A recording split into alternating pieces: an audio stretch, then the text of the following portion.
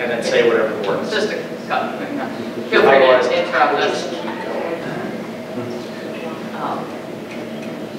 We've been working with one form or another for... It's been about 6 years now that we've been doing LARPs professionally. We started, I'm sure people are pretty familiar with White Wolf and Vampire. We started back out there doing it for fun, and then eventually made it our job. Dystopia's been it for about 5 years now. It's been about 5 years ago when it turned into our full-time profession. Literally all we do is run LARPs for a living. With that, we're also always trying to find new ways of making LARP more accessible, making gaming simpler, and utilizing tools to make the game world itself something that's more immersive and faster for players. We find that players that have a difficult time getting into game for the first time oftentimes are because they're accustomed to video games, they're accustomed to miniature games. They've never role-played before, so they have no idea what's going on. And as most of everybody, I think, knows, LARPing started back in, late 80s, early 90s, and the technology for it really hasn't advanced or changed since then. We have, databases for tracking character sheets. Grapevine used to be how you tracked your vampire, your World of Darkness characters. Some of the other networks, Neuro is a pretty big buffer. Like Renaissance Network has its own database for character sheet management. We have our own for Dystopia Rising, but those are very specific and just for character sheets. The way we run a buffer game, the actual mechanics and how that works is the exact same as it was. We use maybe latex more often than we do pool noodles these days, but essentially the tech is exactly the same. And keeping that in mind, while style of storytelling has changed with culture, effectively for 20 to 30 years now, we have been using the same techniques, the same supplies, the same designs, with only slight improvements here and there, while other game styles have made huge leaps forward. Think about video games back when you were programming them into your Commodore 64, saving them on a tape drive, versus what you get now when you're doing direct download on your Xbox One or playing on your PC. That advancement has been huge, while ours hasn't been anywhere near as much. Wolfenstein to Halo is quite a jump. So we still have technology that we're using where it's latex weapons is just a slight improvement over the foam noodle or the PVC and hitting each other with plumbing supplies. I don't know how long we've been using packets to throw at each other. And this is part of the reason why gaming as a whole isn't moving us forward as much as it would be. If there is a vision that people see when you're a LARPer versus non-LARPers. A non-LARPer will look at you running through the woods, throwing a packet and calling out words. They have no idea what it means. The technology is so primitive that we're using terminology that you have to be an established gamer to completely comprehend what's going on in the situation. There's been a lot of viral videos where LARPing gets a black eye because a person is using skills and doing things, and it just doesn't look that cool. We've all seen the fireball video, I assume. However, to the person who's playing the game, they're in an amazing adrenaline-pumping situation. So, we have to take a look at the reason why our technology hasn't moved forward. What options we currently have in regards to technology, and where our restrictions are for technology for the games coming up.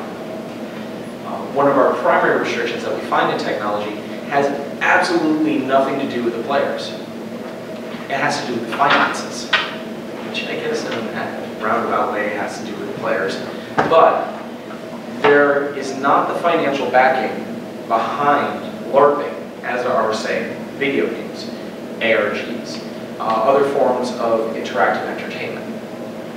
When you go to a LARP, there are community standards that, to this day, it boggles my mind that they still exist. How many of you theater LARP? We're a small group, so we're going to interact a lot more. Theater LARP, parlor LARPing, sure, things of that nature. Okay. I've done in the past. You've done in the past. Did you pay for it? Was there an entrance fee? No. No. I play Very low. like varsity. Yep. And Very low. Very a big- low, because if the players thought that the owners or the runners of the game were making something, that would lead to rage. Yeah. Which We is run, ridiculous. Dystopia Rising is a business. It is, you know, as we said, it's what we do for a living. And in every branch that we've opened, which is now 11 throughout from coast to coast and up to Toronto, we've seen resistance from the player bases in those areas. Because how dare you charge for a game, which makes no sense when you consider that you'll happily pay $15 to go see a movie for 2 hours. You'll pay for, you know, 30 or 50 bucks for, you know, dinner. You know, my comparisons could go on. However, taking that financial idea as a basis, it allows investment into the product. We charge $45 for an event. Not really. Because we're charging $45 for an event, with options for buying on more, we're renting a 400-acre campsite. We have a radio station, an in-game, real, actual broadcast. That was on the FCC. We're able to invest into our technology for database management. Come on in. We're able to invest into making our weapons look more appropriate. We're able to invest in making our technology and our means of providing the game to move forward. Meanwhile, games that buckle down to the resistance aspect and say, we'll only take donations, $2, $5, they never really leave home. There's really just nowhere for them to go. So, you know, if there's no money in it, then people who have it are unlikely to invest, I think. So we end up with a situation where we're utilizing technology that wasn't meant for gaming to attempt to make gaming happen. Making that a completely immersive experience, effectively pirating technology and pirating techniques that were never meant for us. Examples, using cell phones as a mean of, in the theater or more Nordic style LARPs, there's a few of them that use cell phones as a means of I'm gathering information, my only means of communication, this is my only light I have. Phone's not meant for the game, but we end up designing the games around having the aspect of a phone. We can take it all the way back to the first contact LARPs where we're using plumbing supplies wrapped in insulation with duct tape around it and hitting each other. Seed packets filled with, we end up taking all these things that weren't intended for gaming and making a game out of it. Which is a testament to the creativity of LARPing, I think. But you know, you use Dystopia, the storytellers use Obsidian Portal, which some of you may be familiar with. It's a, those of you aren't, is a database for organizing tabletop games for D&D. However, it's an online spreadsheet and it's an online data that you can use and your staff can use, and you can restrict who can get access to it just to ensure continuity. We end up using things like Facebook groups as our forms of communication to one another to make sure people understand what's going on. We're almost to the point of reconditioning old BBS-style boards using forums, just so that we can have a set place to use and create the medium that we need for a game. Now, there's better ways that we could be doing this. There is software and technology out there that we could be using and moving forward the entire medium of game, which in then turn would make it more appealing to the mass market, which then in turn brings more interest in for marketing and commercial, and from there produces more money, which provides more support for the business end to provide the tools, etc., etc., etc. We're in a really bad catch-22 right now. So, we can start with some of the different accesses that we use with LARPing. The old technology we're using. Then we can go on to new nuances that you can apply to LARP nowadays. And then we're going to throw out some of the things that are there that we could move to, assuming the finances were there. Assuming we're able to build this into the design it needs. Starting with like the most basic technologies. Go back to it, your plumbing supplies, your foam noodles, your bird seed packets. wearing little index cards that say, this is what I look like. There's a project on Kickstarter right now, which is called Sabertron. I don't know if everybody's seen it. It looks like Jedi combat when I watch the videos, but they're electronic boffer swords that count points and count hits, which isn't functional, I think, for a large-scale boffer fight, only because it doesn't take into account shields, skills, maybe the hit points that the different game has. But I think it's a really good start. Right now, they're just for, if my details are correct, they have like 4 different types of games you could play with the swords. One of them is based on how hard you hit. One of them is based on how many times you hit, and so you can set it for that. So if you had a very simple system, you certainly could use it for that, which I think is a good start. I mean, much like we had to start with boffer weapons with duct tape and foam noodles. It's maybe a good start. We were talking with a company out of Rhode Island that was looking to do app-based software for theatrical artists. One of our programs that was coming out, is coming out like very shortly, is Chronos, which is a universal theatrical system using cards. It was something we designed because we wanted to make theater mechanic design very fast and universal.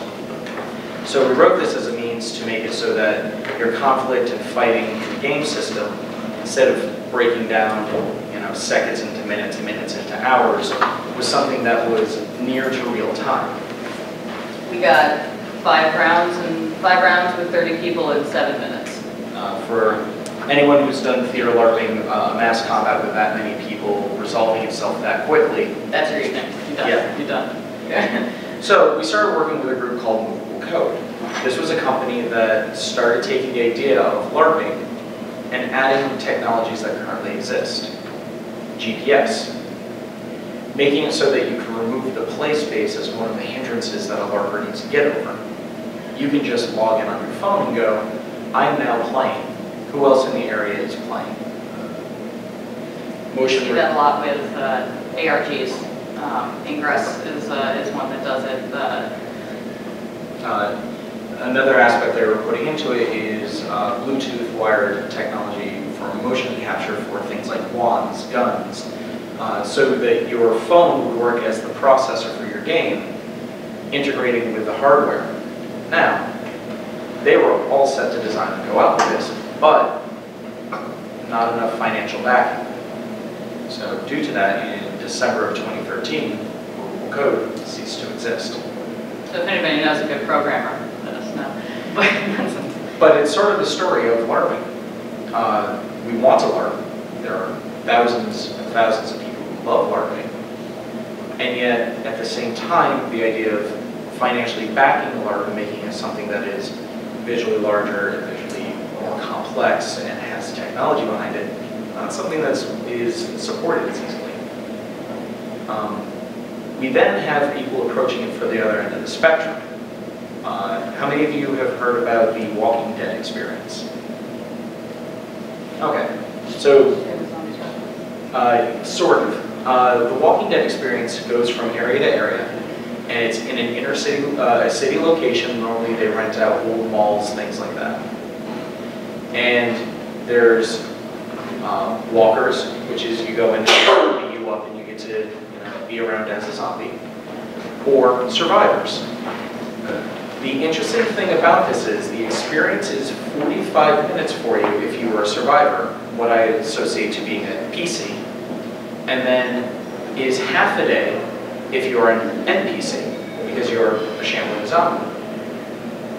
For a 45-minute run as a PC, it is $75 for less than a 1-hour run. If you want to be a zombie for half a day, they charge you $95. They actually charge more for being an NPC. And if you want to do a VIP where you get to do 2 runs, it's $120, but then you get to be a zombie afterwards.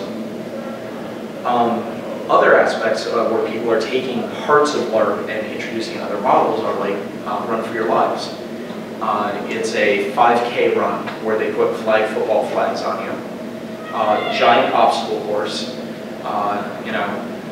running up hills, diving through mud, going through a room that will shock you till you drop to the ground The twice. biggest hills ever. They will put zombies out there, and for $110 you can do a 5K run. Derek, we were talking earlier, Derek runs games as well, and you said that you ran a similar 24-hour survival. You didn't bill it as a LARPing event, and you got over 100 people who had never gamed before that just showed up. Yeah, RP.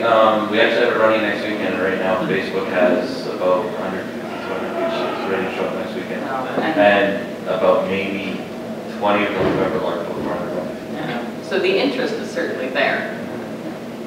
Yeah, there's an event that happens twice annually in Wisconsin, which is where we're from. We call it the Ring War. It's never been billed as a LARP, but if people show up dressed as characters from Lord of the Rings, and it's played out in a very large area. In a Governor Dodge State Park, it's played over like 5 or 6 square miles of territory. And the goal is to take a ring from one part of the park to Crack Doo, which is like a strip of tissue paper at the top of a mountain. Regularly, this thing has gotten 175 to 200 people show up. Yep. Never been billed as a LARP. But it has all of the elements. You know, you show up, you tag each other. You don't fight, you compare points. You know, whoever has more points sits down, or doesn't sit. You know, whoever has more points and beats the other one, then the guy with less sits down. You know. As we've gotten older, we play evil more because when you're evil, you can use the roads and pull your kid in the wagon. Evil outnumbers good 3 to 1, so they get to use the road.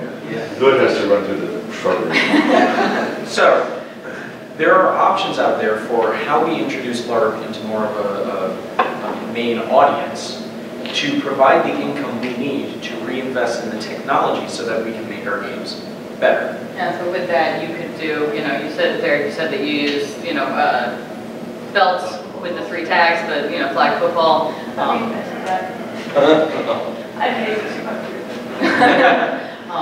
There's certainly, but I'm sure that if you had the financing to back it, you could have done, any number of tagging. Using RF trackers to be able to know where people are. Something out of like the idea behind laser tag in that, vests or the like, which I know that there was a project up, which I searched the name for and couldn't find it today. It was being made by Ford. It was called the Legacy System. Apparently I should have just asked him. It was his intent on making the wearable character sheet. It was bulky, but it had a vest for front and back, much like you do in any laser tag system.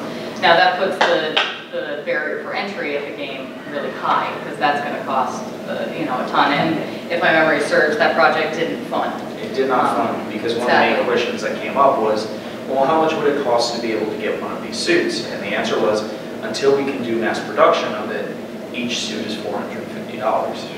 So nobody's able, you can't get stuff on our scale, it's just not big enough. Now, the difficulty then becomes, if a project like that had been backed, and the interest was there, and people afforded something like that, then it's able to go to mass production. Mass production drops the price by over 50% because they're no longer hand-producing everything. And now it improves gaming as a technology and a tool while lowering the price point to get in. So, we're sort of dealing with 2 issues at the same time. One, making sure the price point of your game is low enough so that people can enter it and want to try it for the first time, especially if you're building yourself as a LARP, because that is a strange and bizarre word to much of the world still, especially in the US primarily. I don't have anywhere near as much of a problem when I'm talking to people from like Norway and Denmark and stuff like that. But particularly in our US market, when you say LARP, they go, I don't know what that is. Is that a weird thing we see on YouTube?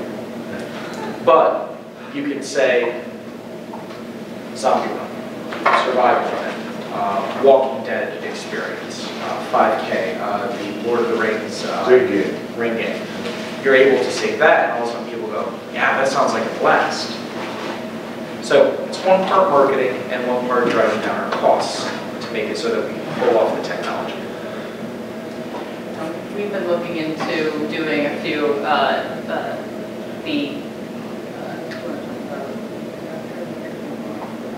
Sure.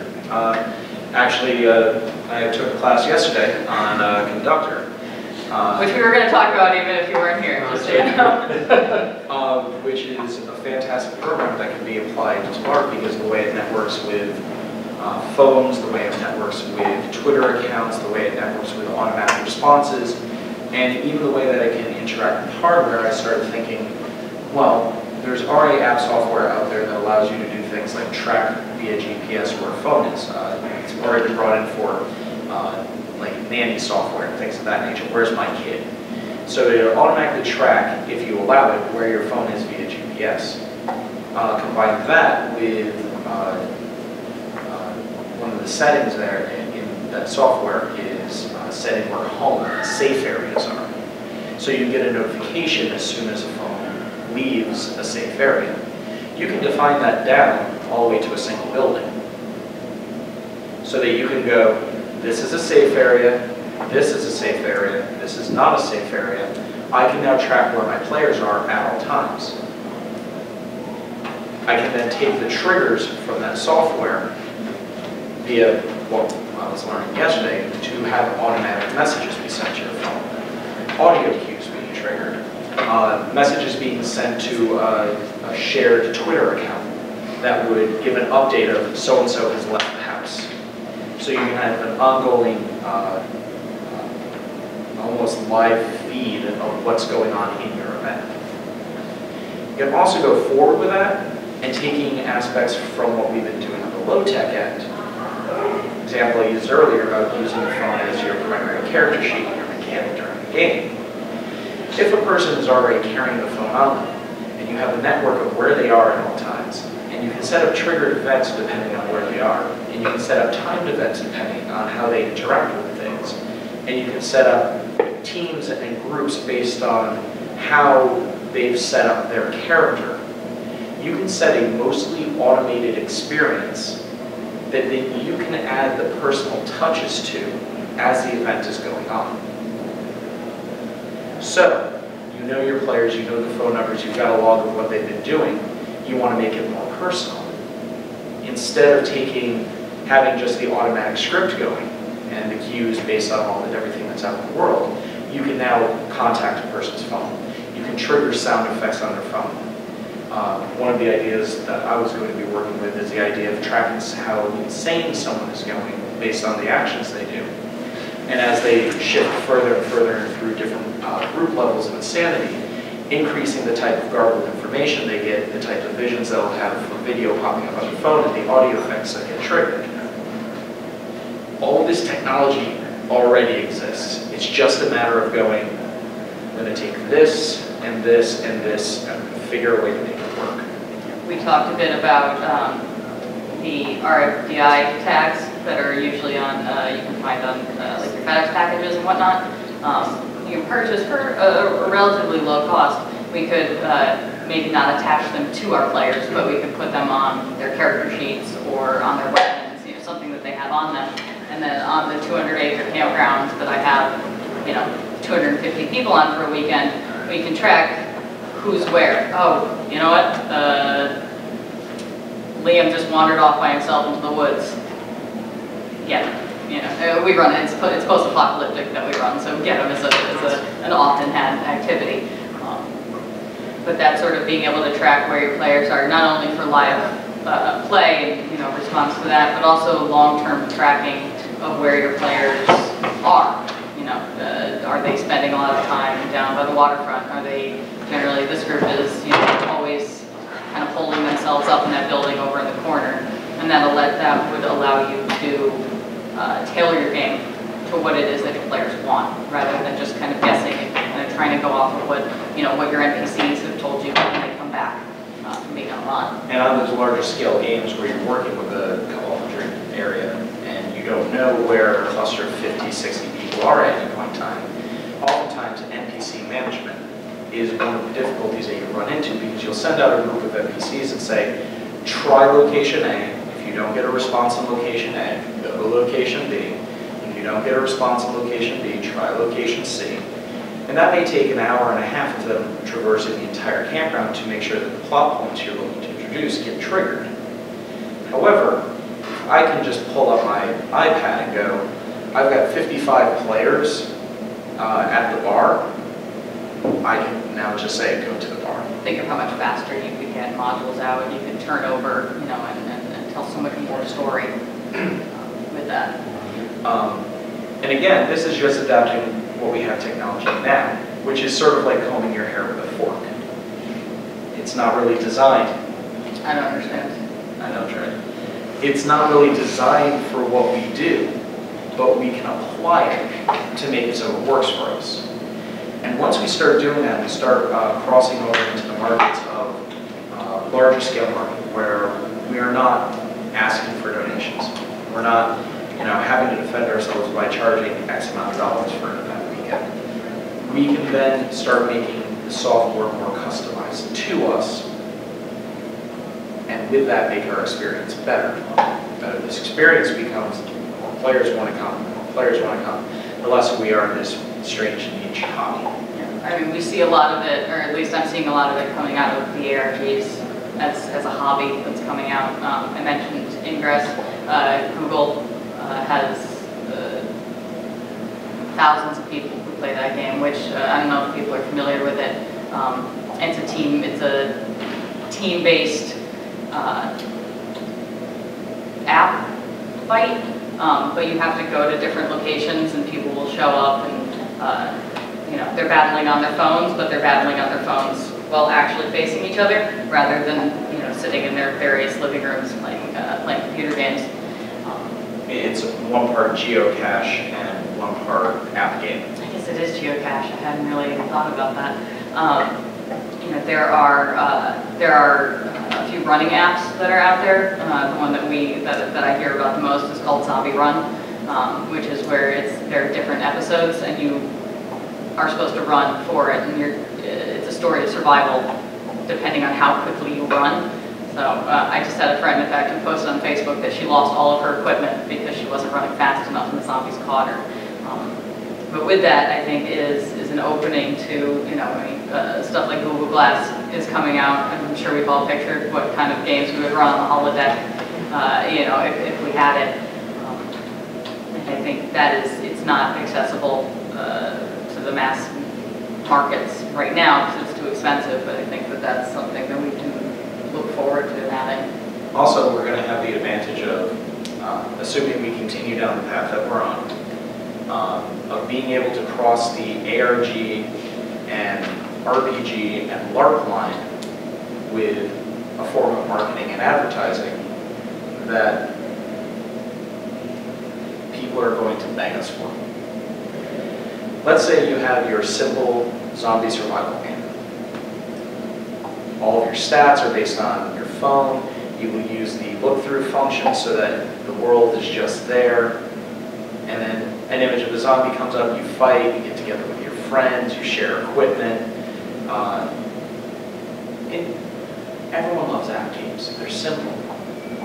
Now we have one end of the spectrum where you have the casual player, and we have the other end of the spectrum where we have the LARPer and the role player. Now we do events, conventions, things of that nature, where we can set the scene, set the setting. People show up to it.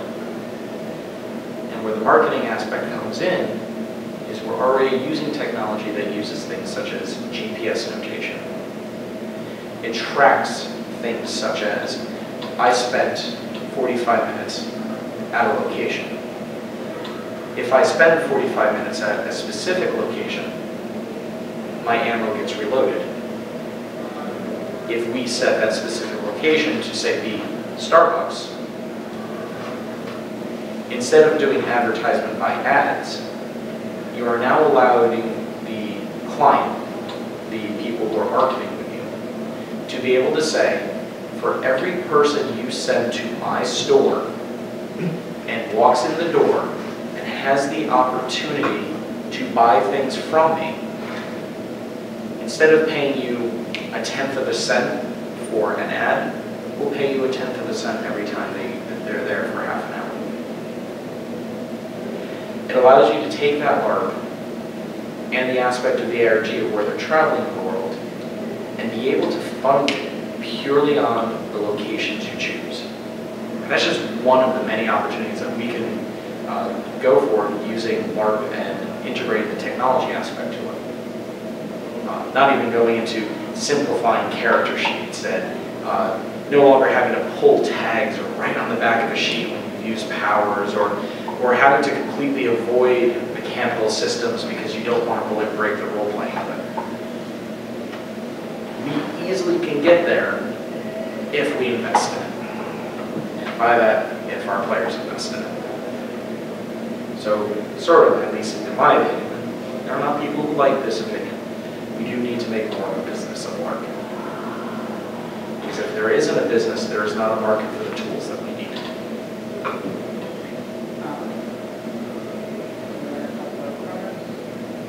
And what we have in mind for that? Sure. We didn't script this all out. Our next big project is kind of is starting physically, but the intention is to go digitally. We funded it last year. It's called Kronos, and it's a LARP system with cards. The idea is you build your deck, which is your character, and it's a point-based comparison. It starts as a deck of cards, but the idea is that once we can find somebody who can make the technology real, is that your deck can become digital.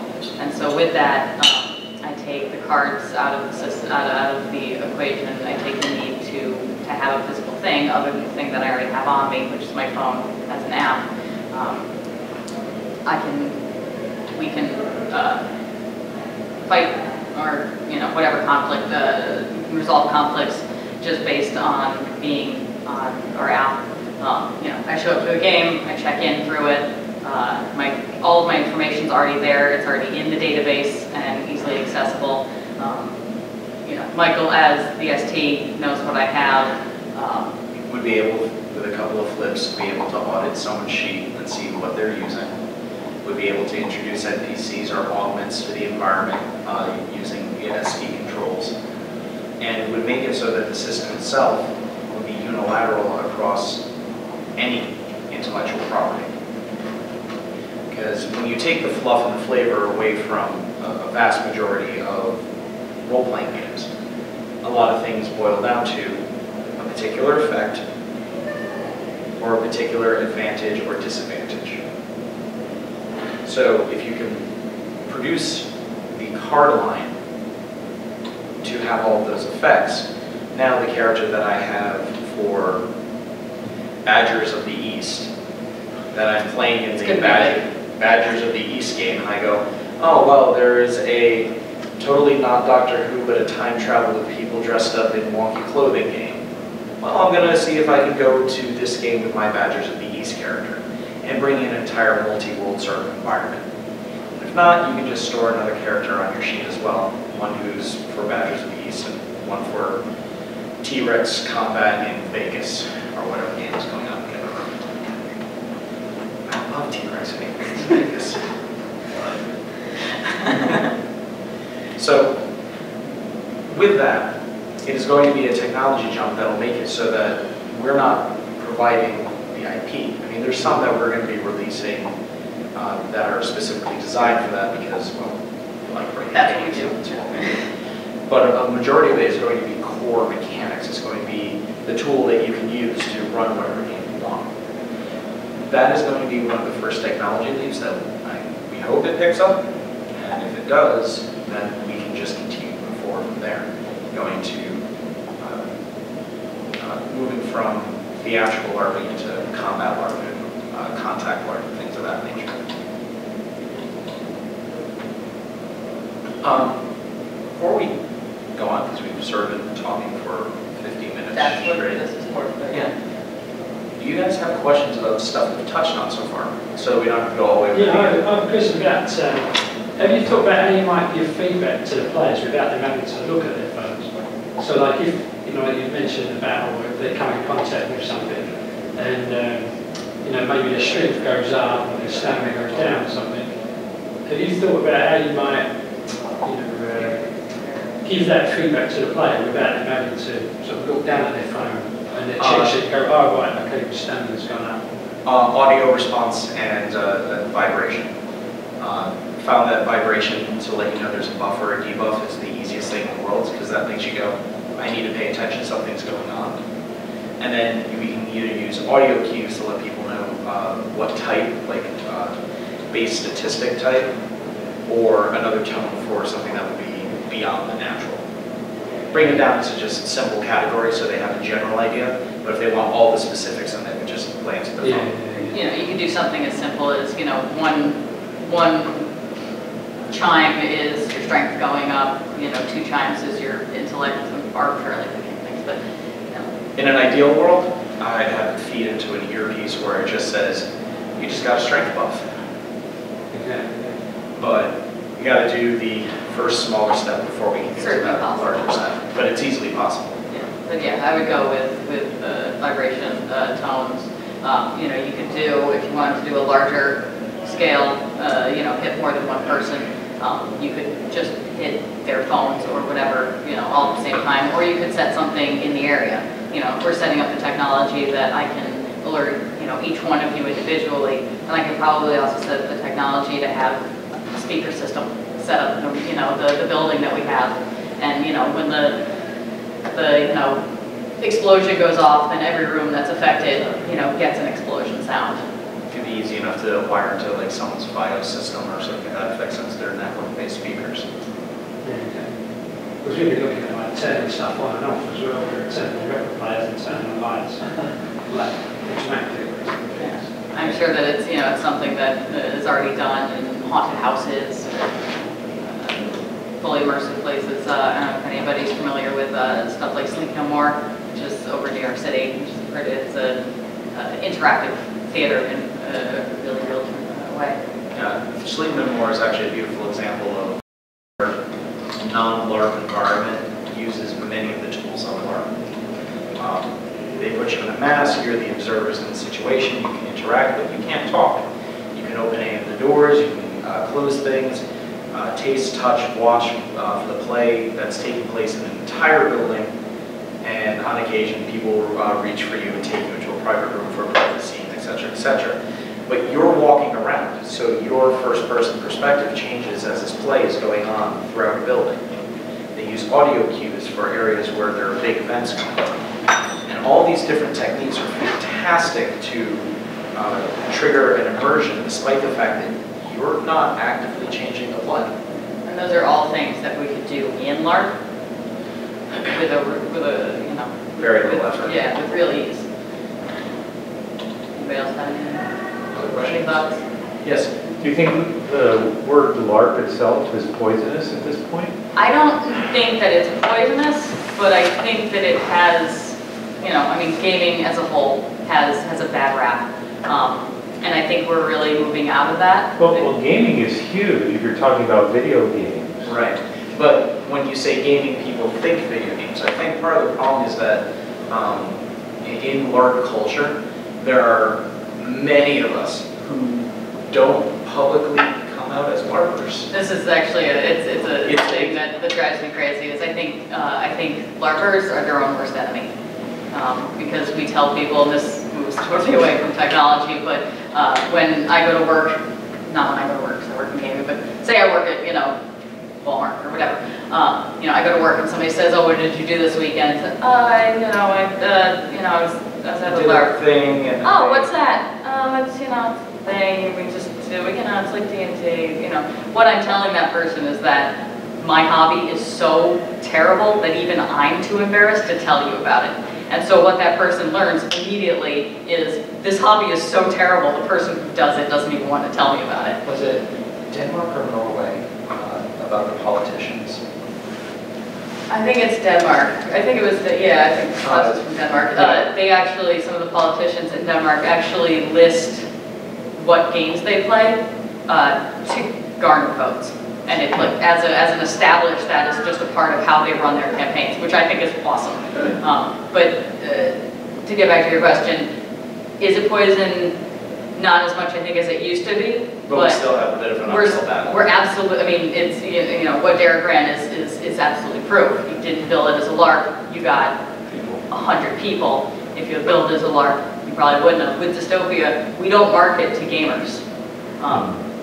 We just don't. Yeah, we go to zombie runs, we go to anime conventions, you know, these things that have people who are tangentially interested in the same sorts of things that, you know, gamers are generally interested in. But I don't go to gaming. I haven't gone to a gaming store and put up a flyer in probably 4 years.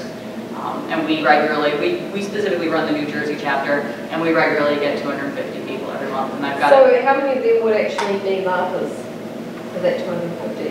A vast majority of them have never LARPed before. Yeah, the first time they come to You're a the game. first LARP for a lot of people. Yeah. Which is great because they don't come in with bad habits. And you can treat Give them all of our habits. We can give them our habits, and we can teach them community and being positive and being, you know, all the things that you want to see in the game. But we end up with a ton of people who never LARP before. Yeah, absolutely. What are the bad habits that you don't want them to have? There are some other, you know, there are other games that are out there that kind of foster a bad mentality when it comes to the community. There's a panel on that I will be doing on gamer tribalism that actually goes into it, which is the idea of my game is somehow, despite the fact that we're all playing make-believe, superior to your game. My pretend is better than My your pretend is better than your pretend. Or my clique and my group is more important than any other group. Or I'm not interested in meeting new people. Or your character has harmed my character, so therefore I'm not interested in knowing you. There are a lot of community aspects that if you don't address them in the beginning and give people good habits, it sort of grows into the culture. So it's fantastic by going to non-established gamers and being able to go, no, it's just a game. We'll play 1 weekend a month. We'll hang out, we'll get beers, we're going to go climb a mountain. You're having a problem? Sure, give me a call, I'll help you move. Having that sense of community is one of the most difficult, and I would say the more negative things to work against. Yeah. But isn't community the antithesis of a business? No. Not in this case. No. No, absolutely not. It is difficult to. Because if they feel they're building up this event instead of you, why should they be paying you for it? Because we provide the site, the system, the design, we provide them with the insurance, the physical properties, and they get more out of it than just a group of people coming together. Now, if they went to one of our events and it was just the group of them putting their makeup on and going woo and having fun, they've got every reason to be pissed. Yeah. We have a staff of almost 50. You know, we run constantly. Game starts on, you know, specifically for Jersey. Game starts Friday at about 10 and ends Sunday at noon, and it's nonstop, you know, from the beginning to the end. You have a staff of 50? Yeah. They're not volunteers? They're all volunteers. We do also have some They are volunteers. paid. Yeah, we have, there are 3 employees as people, well. yeah, Michael and myself, and one other are full-time employees. What's your staff to player ratio?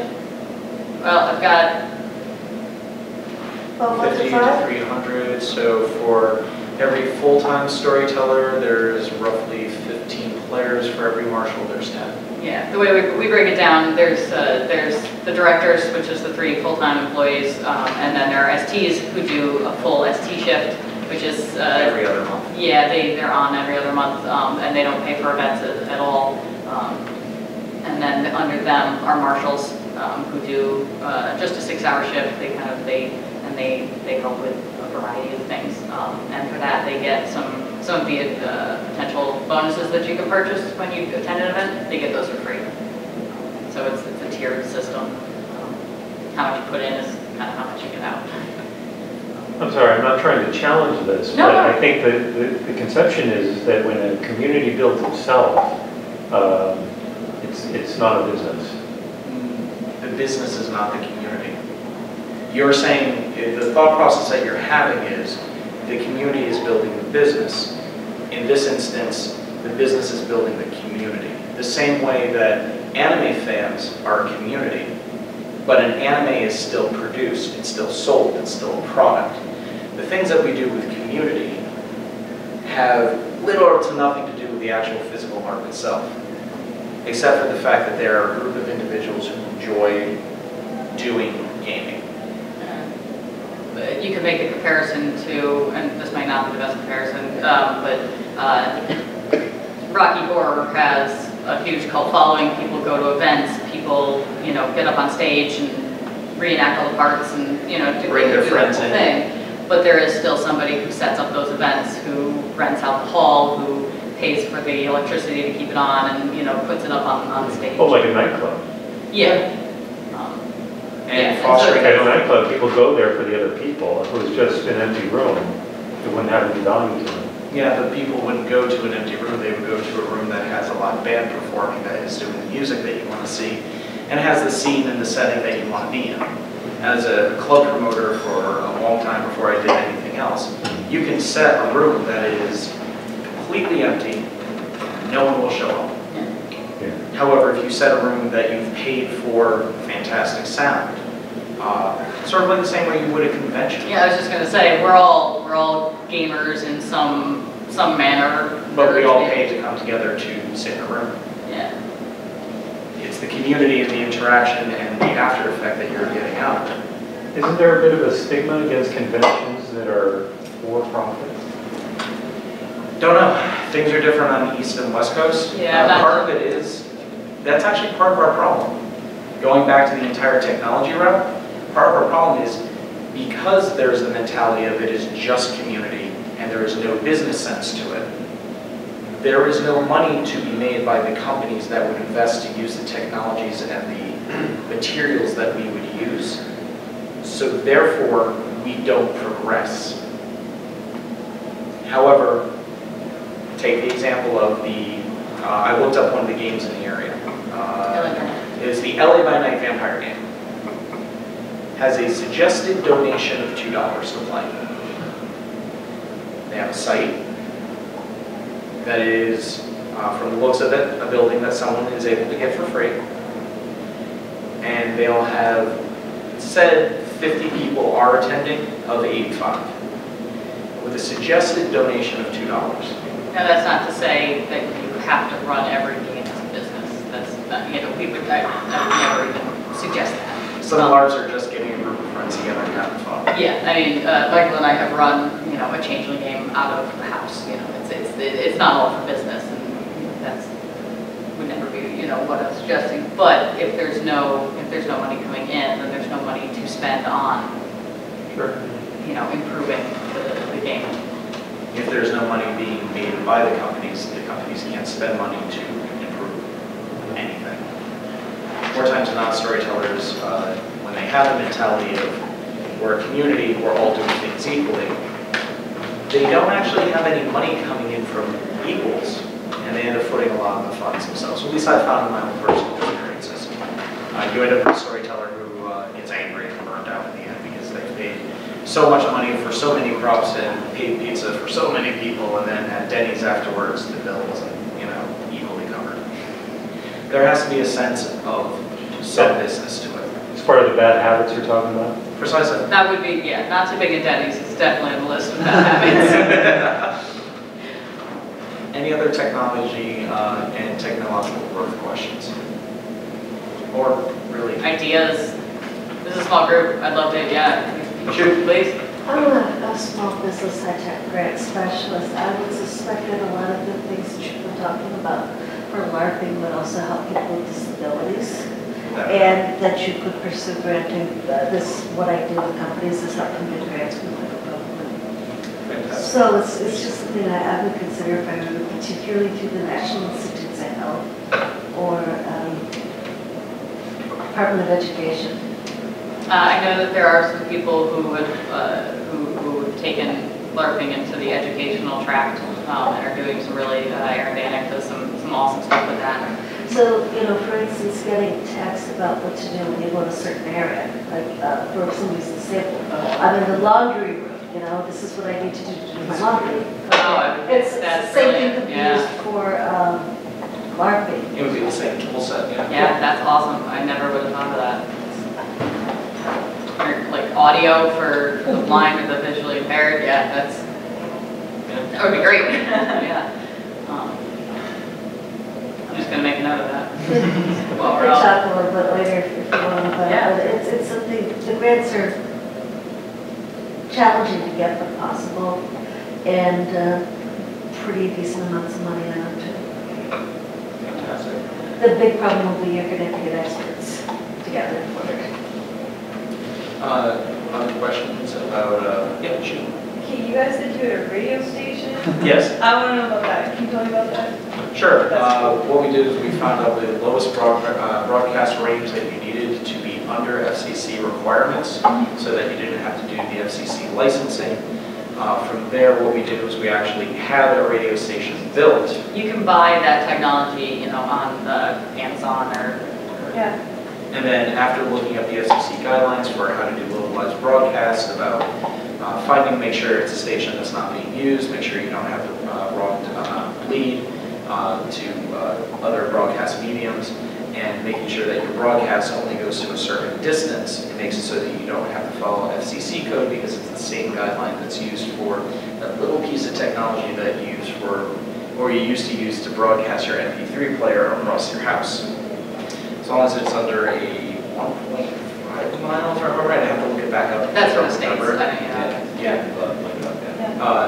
But from there, you literally just work a mixing board that you would from a DJ station and audio jacks in so that you can restrict it to, say, record players. If you want to make it more genre, boom, radio station. And we have players who will do pre-recordings. We've had people who've done commercials for their in-game businesses.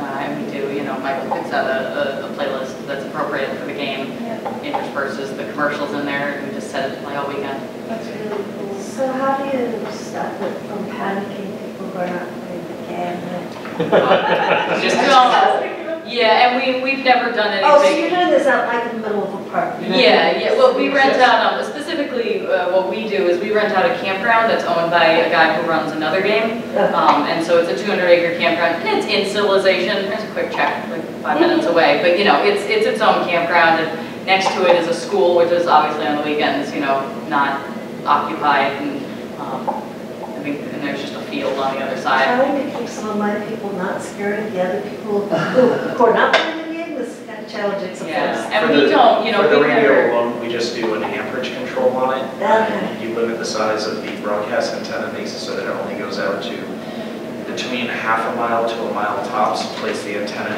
as a directional antenna. Yeah, we're just putting it about in the middle of the camp. It makes it so that once you're driving down the road, the audio goes away. Yeah, and we've never done anything, worlds or anything. Yeah, that's actually Yeah. mine. Most of the time, it's just music and these in-character commercials. We have a few times the radio station has been hijacked, by bad guys. But even then, I can't. I might have a bad perspective, but I can't think of anything that you would hear just a snippet of that would really send you into a panic, unless you had a fear of Jigsaw, I guess.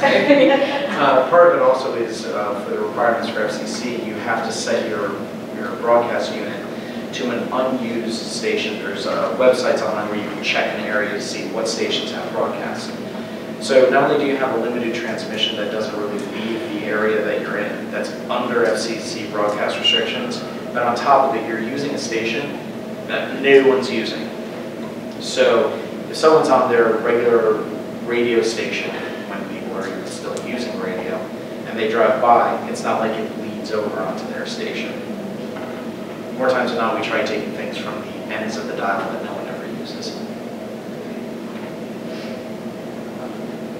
Anybody else? Anything? Not just questions. Sure. Yeah. Okay, I also don't know much about this conductor thing, and I think you're a good guy. Oh, there you go. But, so this already exists? Yeah, it's is it all right? No, go Yeah, ahead. please. Yeah. There's only we're a small group. Yeah. So it's a platform for interactive platform storytelling. Yeah. So think of it like the nerve centre. The audience don't know that you're using it, so the players, because they're just interacting through like mobile phones or social media, or a Twitter client or on Facebook and so on.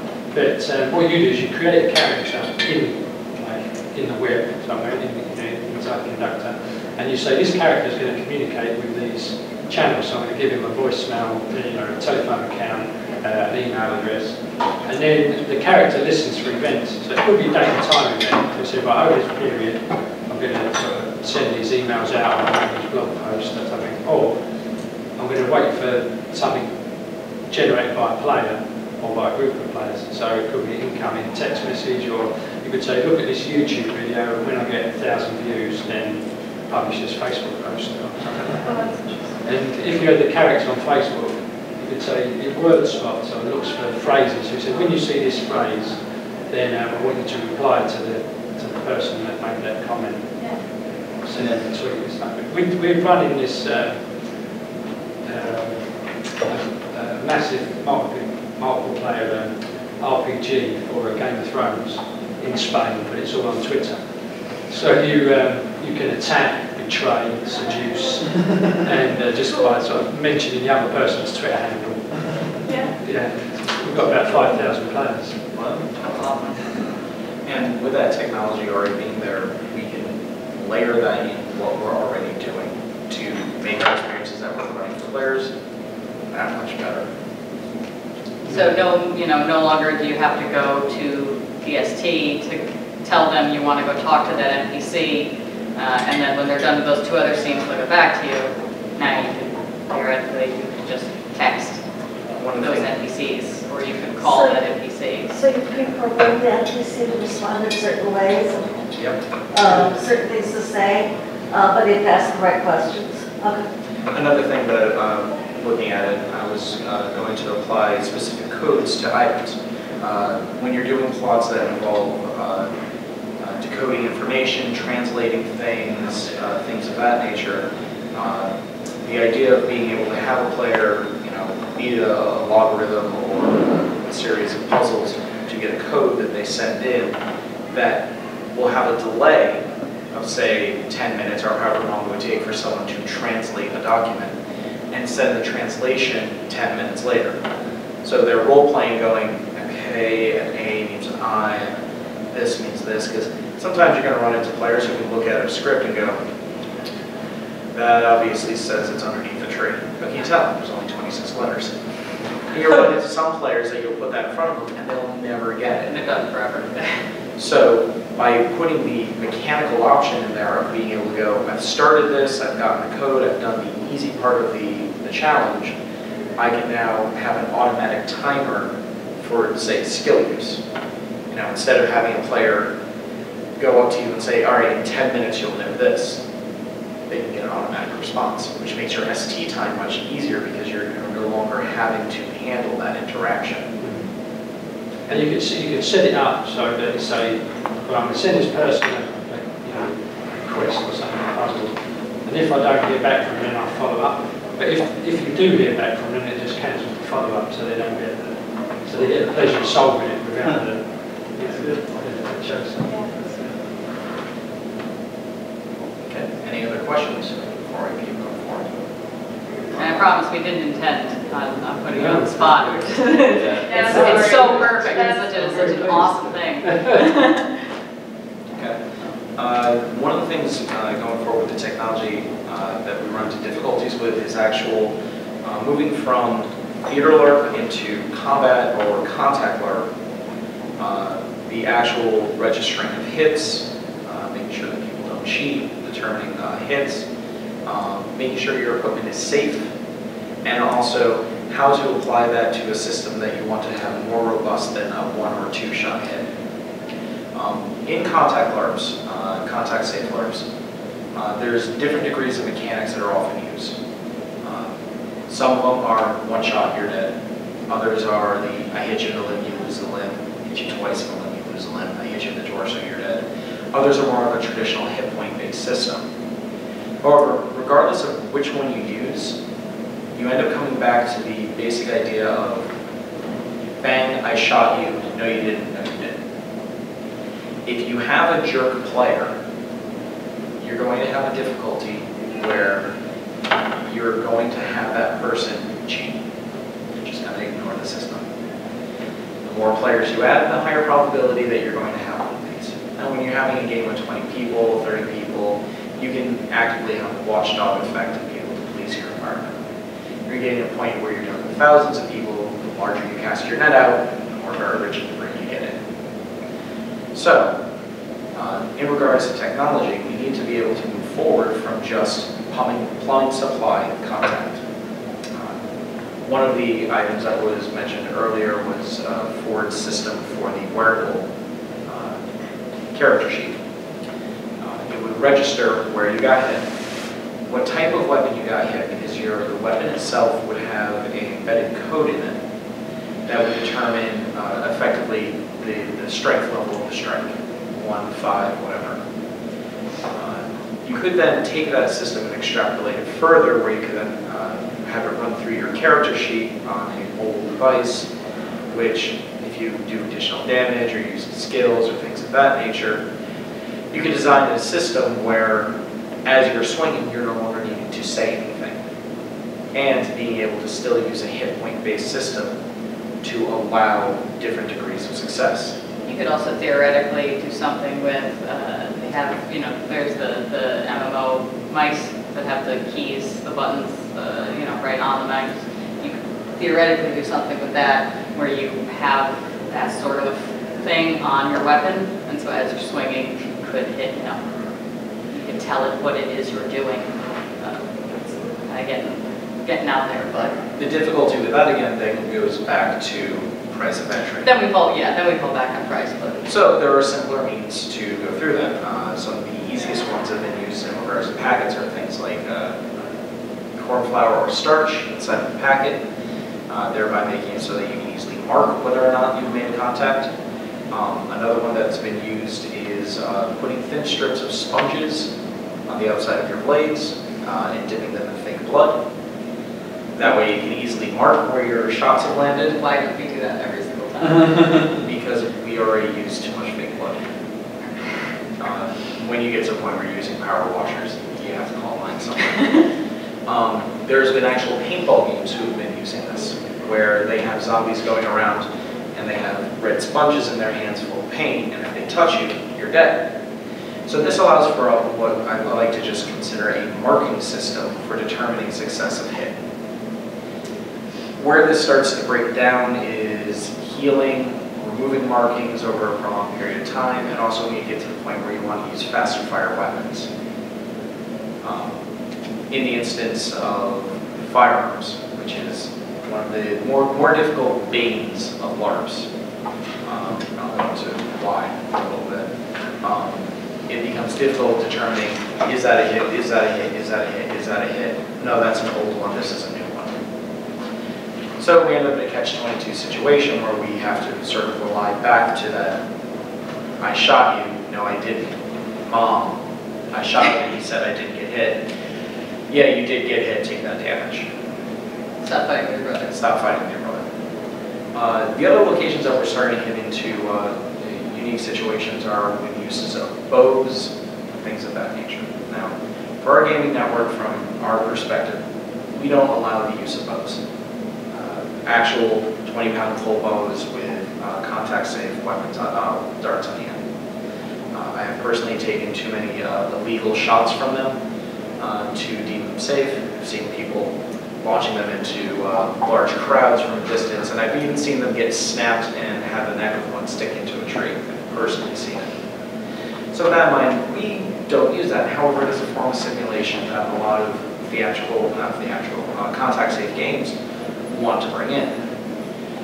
Because of that, there's been adaptation that's been going back and forth on using lower poundage, using rubber bands as the base instead of using bows, packets of streamers on them to simulate arrows, all this basic and simple technology.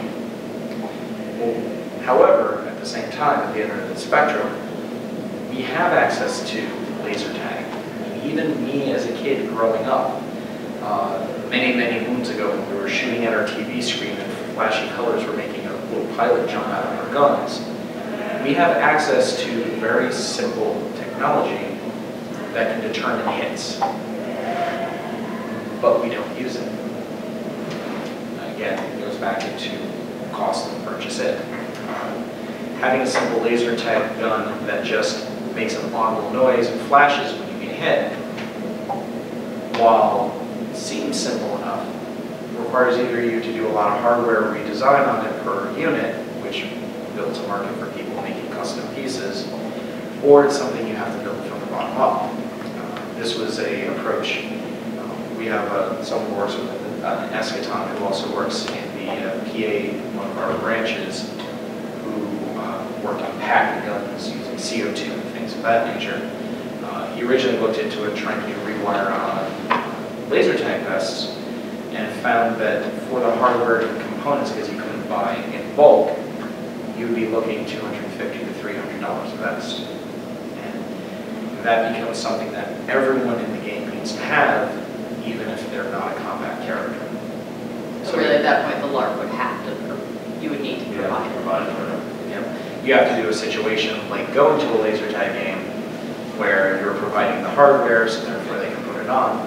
And for a laser tag game to survive, oftentimes they are cranking out $15 a person or $10 a person every 10 minutes.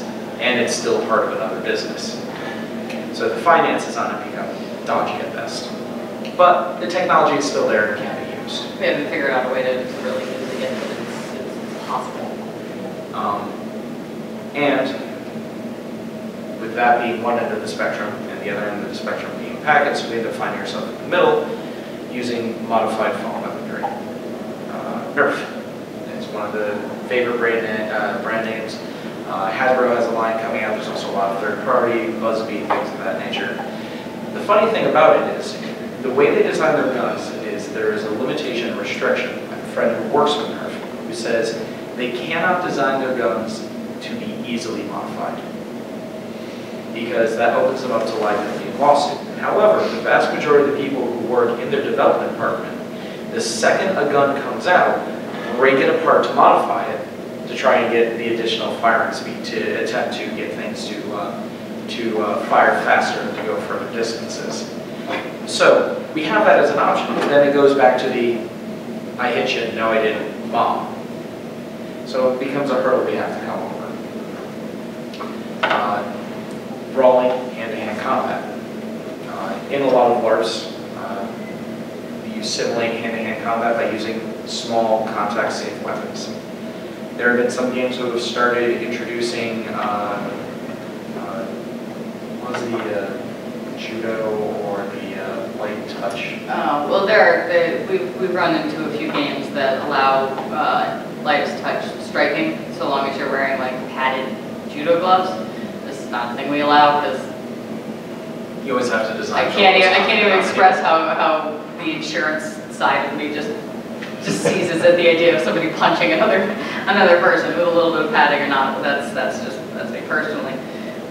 However, it is another option that's been there for technology, despite the fact that it is one of the most basic forms of combat that we've had in LARPing, in contact-safe LARPing, and we haven't been able to come up with anything better than use really small bits of foam and smack each other. But you're still unsafe. We've had problems with them being too short, because if it's too short and I turn the wrong moment, I'm going to catch you right in the face with my hand rather than the weapon. Or too large and you end up with a situation where it looks like you have these comedically large sort of ham-fist wads in your hand that you're swinging around. I see the giggle and you've seen them too. Then we come across a pure physics design problem in regards to thrusting and projectile weapons. Oftentimes, because these are improvised weapons that are being made by people at home instead of being professionally made, there isn't as much of a quality control to what goes into the weapon. Beyond that, even in the professionally designed weapons, oftentimes thrusting with a weapon causes it to snap. The applied force along the length of it is the easiest way to cause a weapon to have a stress fracture, which then in turn causes a weapon to core someone on occasion. So my company, we provide offer weapons. We have a small store and stuff we run, so we deal with Epic Armories, Kalamazoo, Windlass, all those guys. When you talk to the people that sell you those weapons, it will specifically state that their weapons are not thrust safe. Yep. They're not thrust, which has caused us in our games to that we allow these weapons in, to create a rule basically saying that manufactured weapons, we can't allow you to thrust. You know, we could allow you to thrust with homemade weapons, Which is funny. which is ridiculous. Because at that point, With the legal side. yeah, that's really what it boils down to. We just don't allow thrusting across the board. We just find it easier to make just. That'd be smart. And the interesting thing that you come across as we are adapting the existing technologies to make these things happen is the people who are less skilled at making contact-safe weapons are still doing it. When we do safety checks on weapons, I've seen people come in with pool sticks, like literal, like playing Pool pool, stick was just like. with foam wrapped around it. I've seen and heard stories of people counterbalancing their PVC weapons using batteries that had fired out like a shotgun blast from the front, using kite sparring to get that extra light center, blue matte foam, or using a closed cell foam instead of open cell foam for tips, so there's enough give on the weapons. Even the weapons that are produced professionally, there is actual, there was a point where, not naming the company that I got it from, I had a latex axe that I had gotten for a LARP that I was playing, and I was able to actually demolish my door to my basement, physically break it open in a handful of swings, using the actual contact tip of this axe. Now this axe was designed and was supposed to be a contact-safe weapon specifically marketed for LARP. And I was able to split a wooden door using the head of it. Which goes, you're about to guess who made it. That being said, part of the problem we also run into is there is no standards of safety or quality for any of this equipment. It's all just company by company. All by company by company. If you go to company A that makes contact-safe weapons, you may get an item and go, all right, this is solid, it's soft, has enough give, a little bit of flex, but isn't whippy. And in the same production line, you could get a different design of weapon, a crowbar, because I've personally seen this one, where the crowbar head is so flexible that you could swing it at someone and have the head wrap around their throat or smack like a whip. I got hit by that one. Yeah, me too. Now, these are professionals that release these as the means to service our industry. However, they're also selling them as props. That's how they're supplementing their income. So even across professionals who are making the contact-safe weapons, there is no standard. You have to sort of go on reputation. You have to go on what your name is in the community. I've seen everything from latex weapons that will break down a door to ones that are so soft that it felt like one of those magician squeeze balls in the palm of your hand. I'm like, how do I hit something with this? So there is another issue that we come across. There is no standard. When you're playing a video game, whether you like it or not, there is a rating on it for maturity level. When you're buying music, same thing. It'll tell you, yes, you're supposed to use this on your Xbox. There is no warning that says this latex weapon should only be used if you're wearing armor. This latex weapon should only be used if you're doing a lightest touch system. This item is only intended as a prop and should never be purchased at all. Do not make friends with that. Do not make friends. And that's the interesting thing is the vast majority of these props that we are purchasing and are designed for our specific use of contact safe are being marketed by saying, do not hit your friends. The entire Nerf line of all the Nerf weapons, as an example, one of the largest manufacturing of contact safe items specifically state on them, do not hit your friends. Just your enemies. Just your enemies. That was acceptable. I mean, I'm sure that some of that is just liability on their part. In the same way that I have to tell people don't go swimming in the lake. I don't have a lifeguard. It's not my fault if you drown. Don't drown. But. So all of these are tools and businesses that are what we are using to provide this product that isn't actually being provided for. There is no standards. There is no equipment that we can use to make our product, because if you charge for it or not, as the person who is presenting an entertainment source, you are, to a degree, providing a product, or if at bare minimum, you're responsible for the environment that you're providing. There is no standard for safety. There is no standard for community, and now taking it away from the combat side and going to the social and role play side. Only recently has terminology been starting to come into use in the US market in regards to the nature of the games that you're going to. Well, this deviates a little bit from technology. It goes into more of the mindset of the design. You don't know if you're going into a game that is a personal horror game that's going to touch a lot of hot buttons.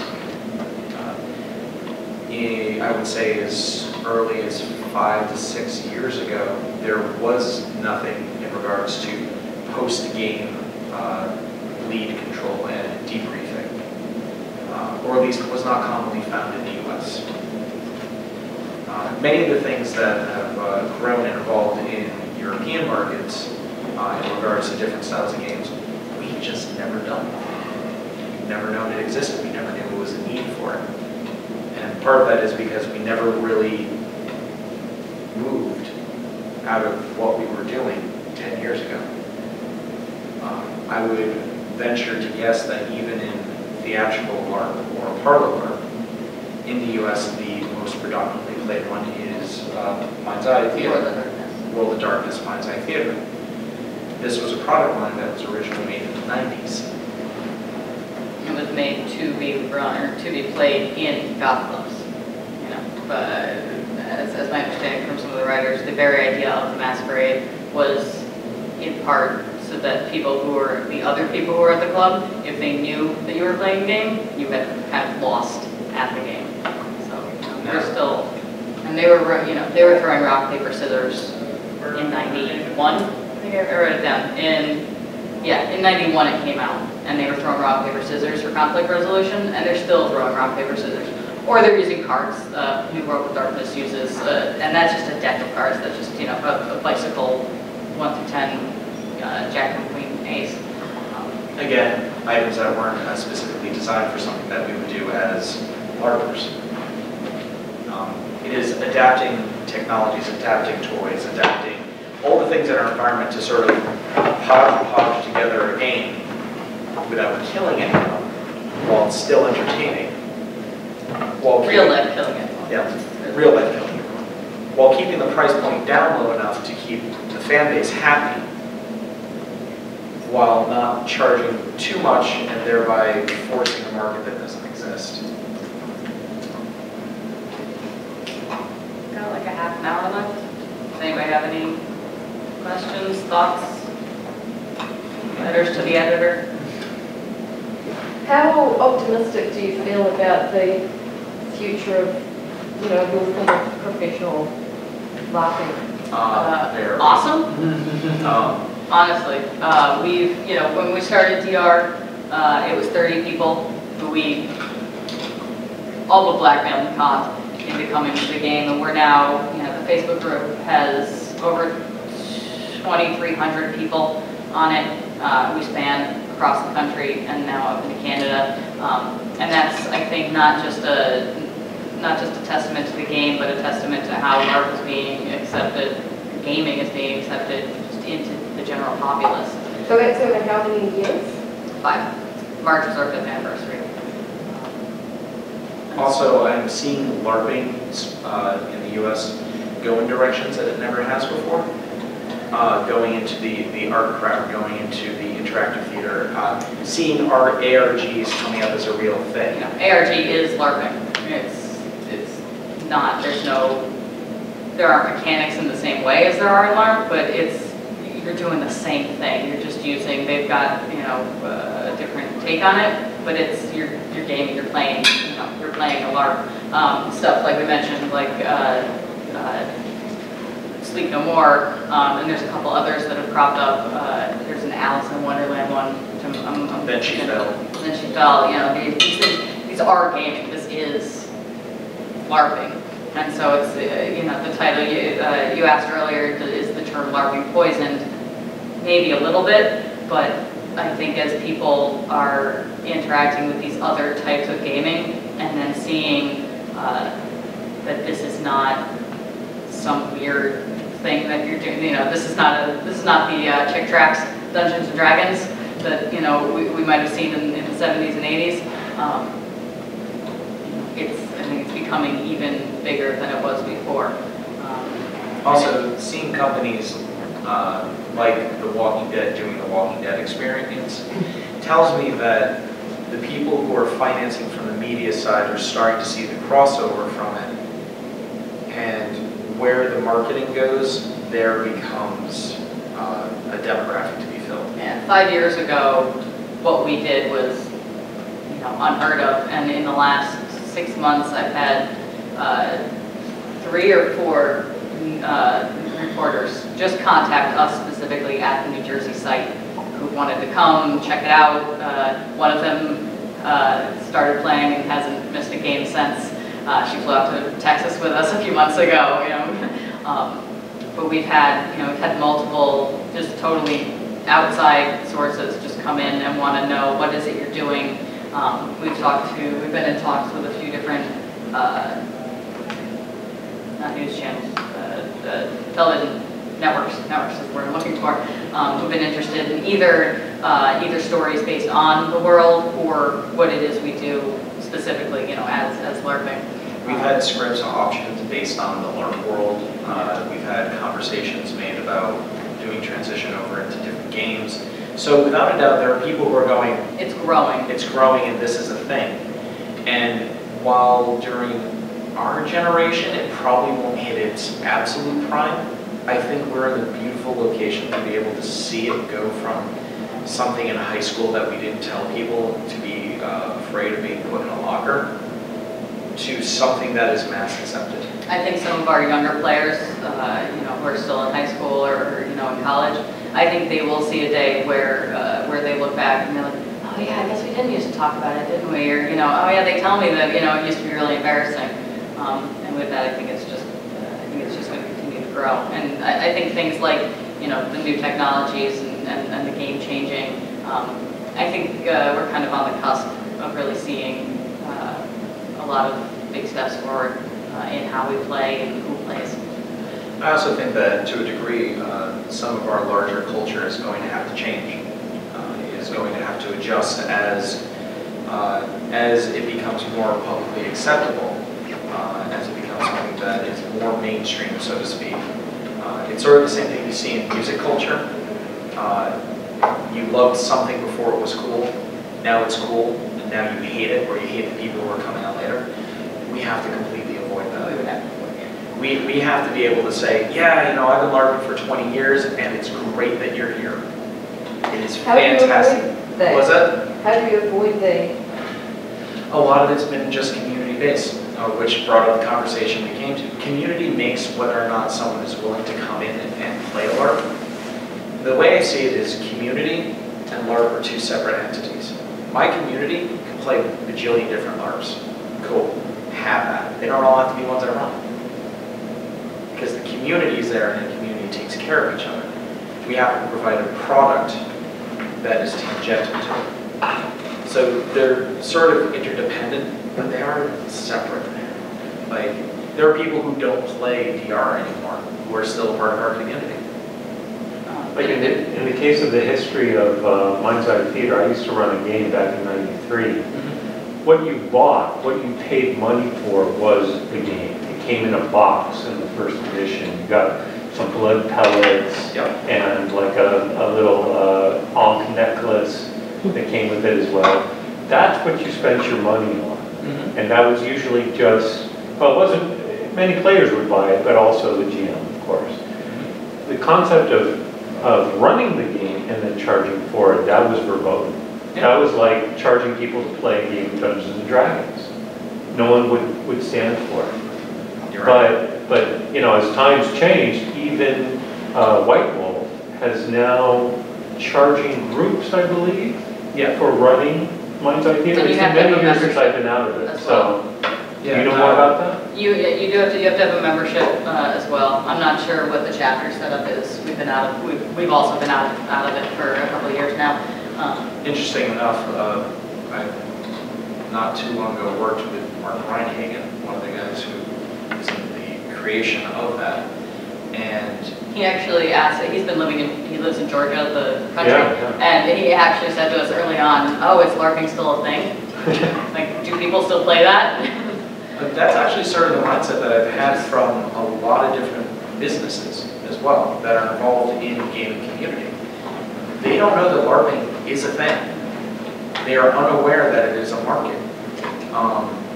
And I have a feeling that once some of these larger IPs realize that their fan base is continuing to support and dress up and act as and embracing the community, you're going to have success. I mean, to a degree, you're already seeing that in a non-LARP sense in the brony community.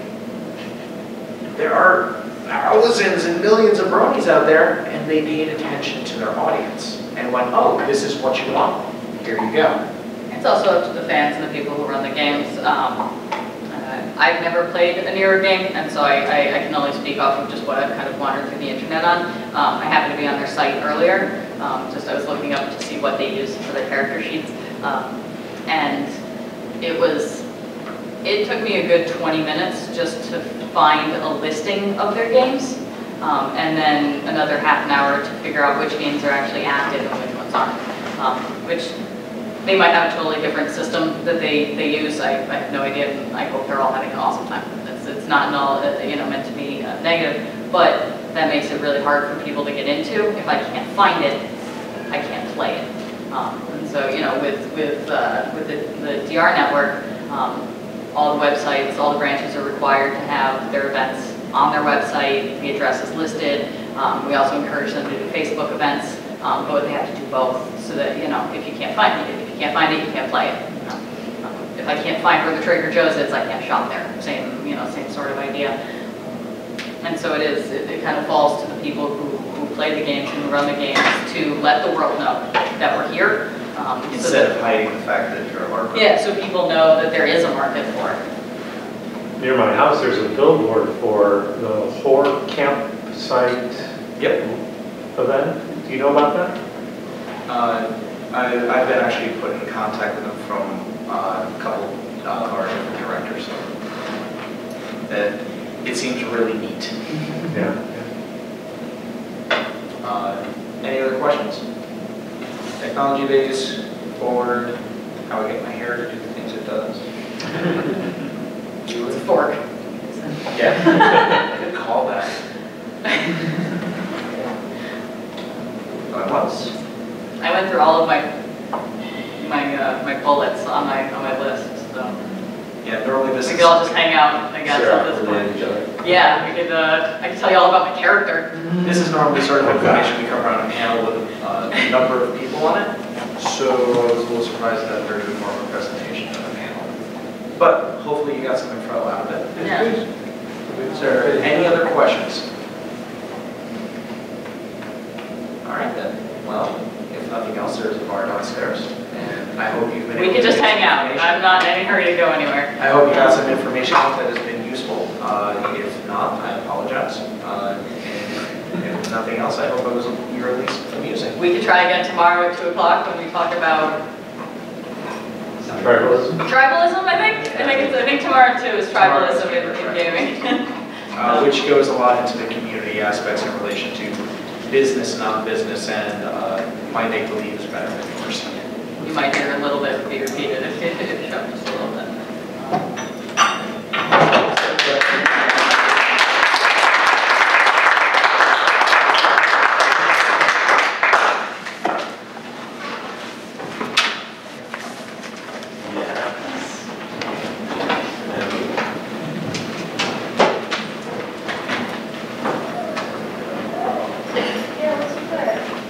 Well, you had a table.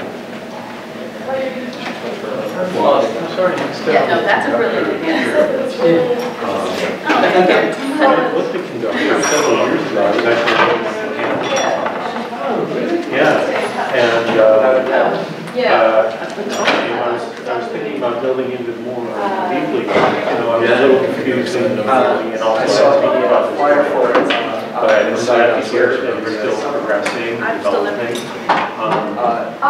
Yeah, that's really, don't judge me. I worked on It was the fact I was able to walk past it and go, that is exactly what we were talking about in the class. It was great to see that. Cool, yeah, but I mean, I am not responsible for it. So what do you, like what, Yeah, I read. what sort of grants do you normally do? So I. you don't have to pay extra for the network. But the fact that you were able to go from something not there. Back and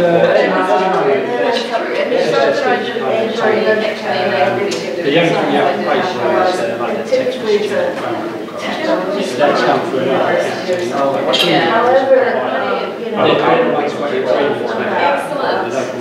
So you get a tweet out. For like 2 cents a tweet. Yeah, exactly. Well, not for a tweet, but the text. All the tweets are free. All the social media is free. Email is free. Yeah. Something like that. Yeah. A number of people might get right that. It's on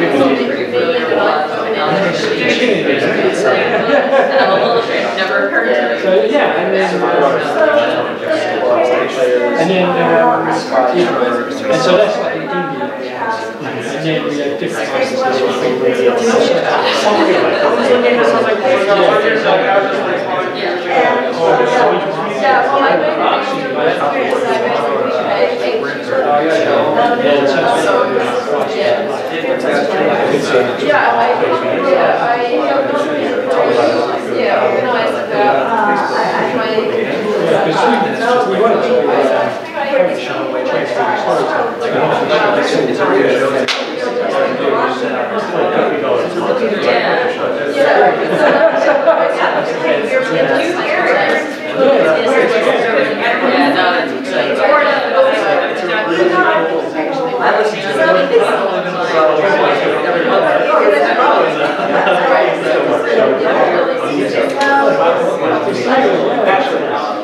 Yeah, you know, I ran but they were, you know, part of their push.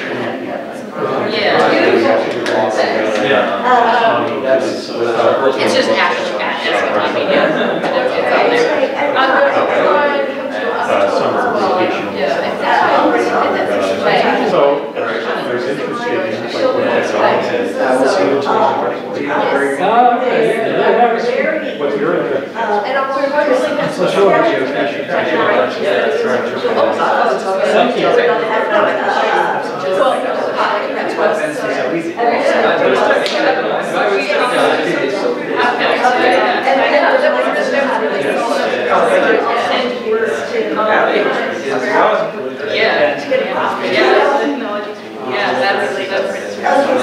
brilliant.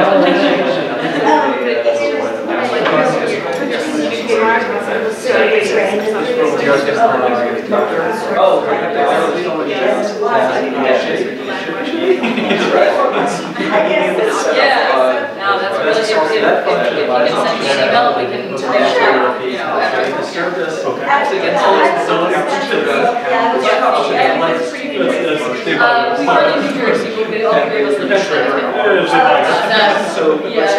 Jeff works with me. Hey, I found the familiar with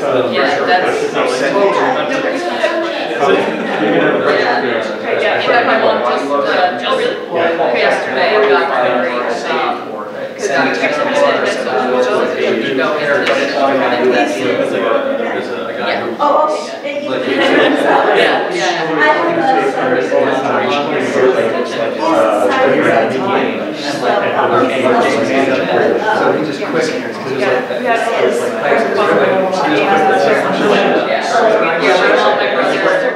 on grandmother. Corey's dad.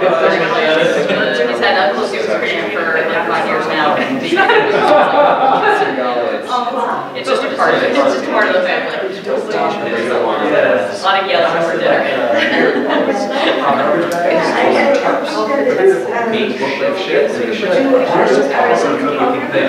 So, sadly, it's what we're missing is that, we've got, in his brain and mine, we've got all the ideas and all the, like, I know how I want to implement it, I know how to make it, like, conceptually, but to be, the program is lost.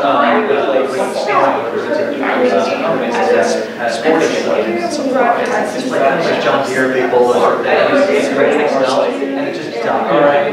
Well, yeah. Big machine, and they use this phone, and so John's brought in this thing, and it's just like, we can do it. It's actually,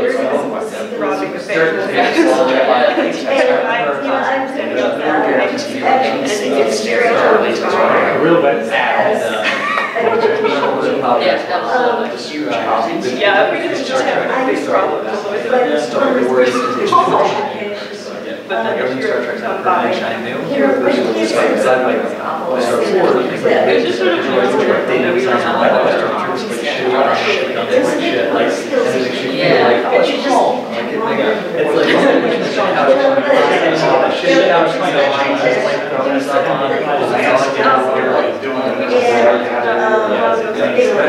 Either simpler or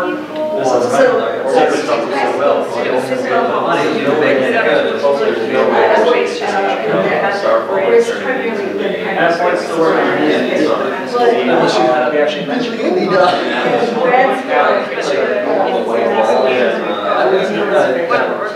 Vegas experience had the Star Trek experience, so I was but that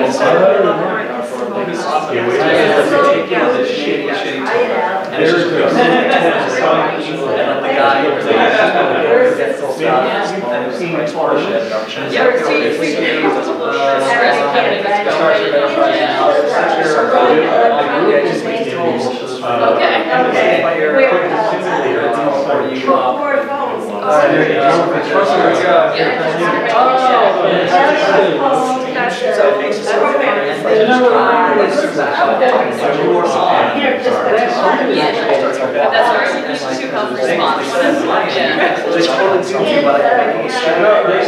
And then it shows up and like, no, we really need your help. And then I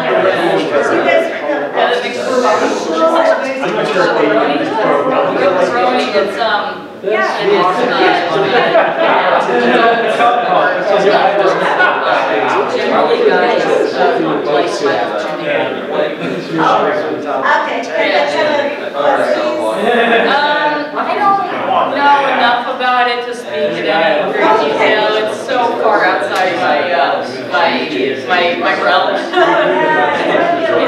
It's a little bit but they did the company, the company of my little company was actually launched. They saw your fan base was and they were singing I already thought as a kid, I can't yet. Everyone got different tastes, I guess.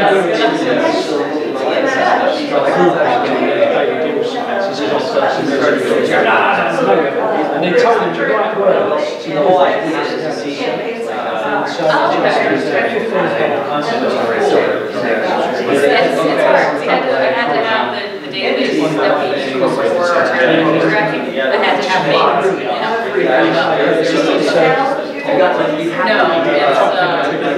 No, it's magic taco. It's whatever, I had it built by a good friend of ours. Well, a good friend of ours, I guess, does he works he works full-time job.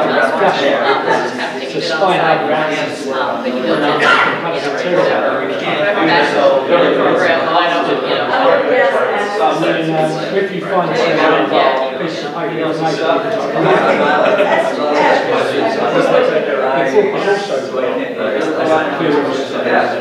you can if you were looking at like 6 months, it would probably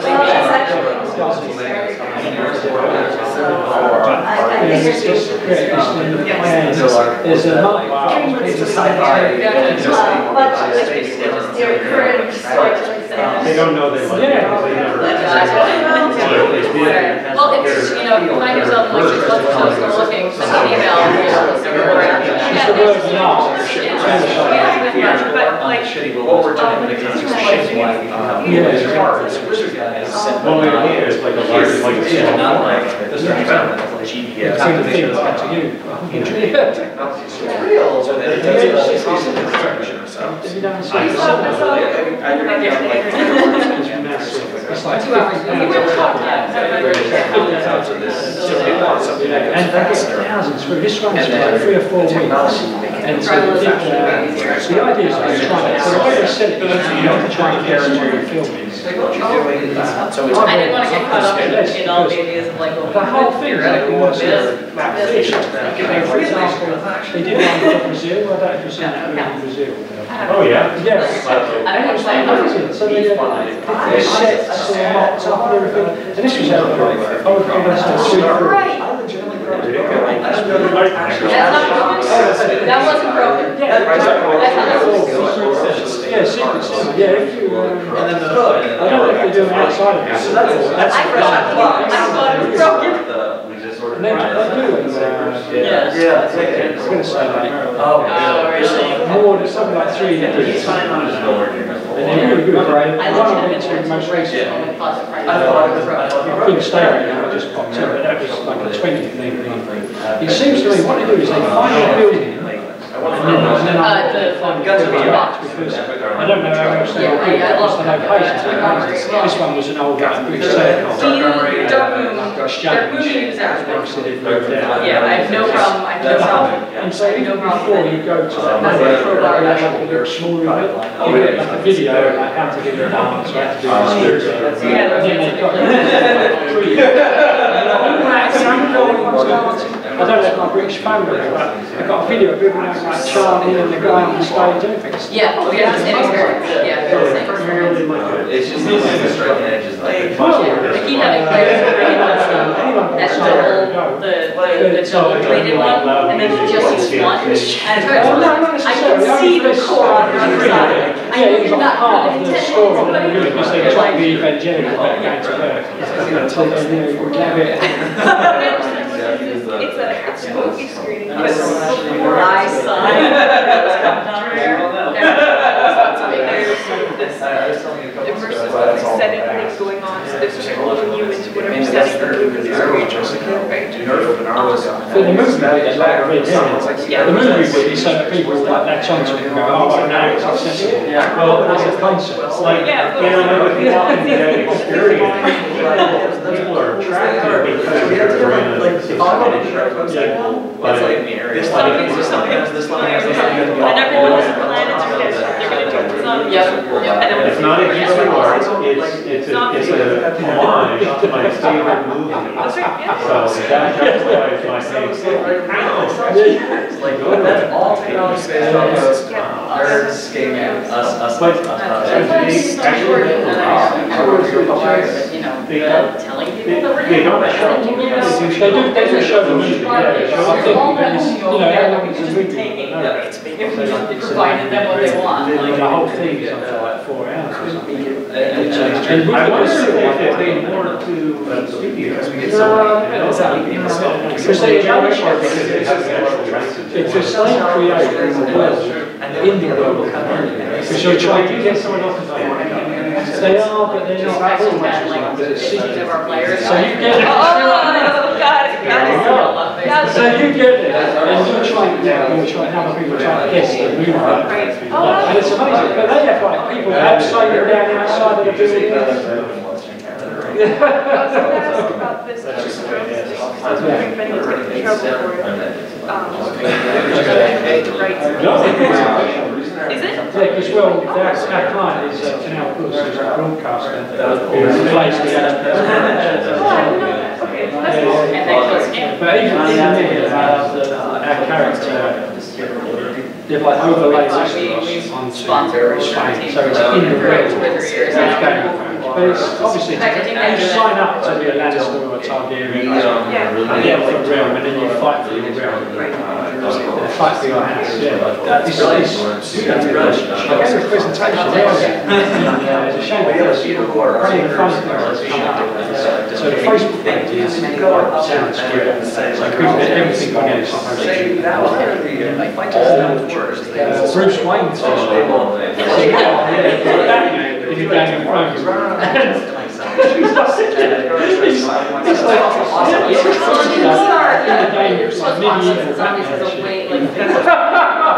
no one's proposed quite funny. I can't imagine myself in a world that is dragons, it's just totally removed. But I can picture myself in a world that has, yeah, like that's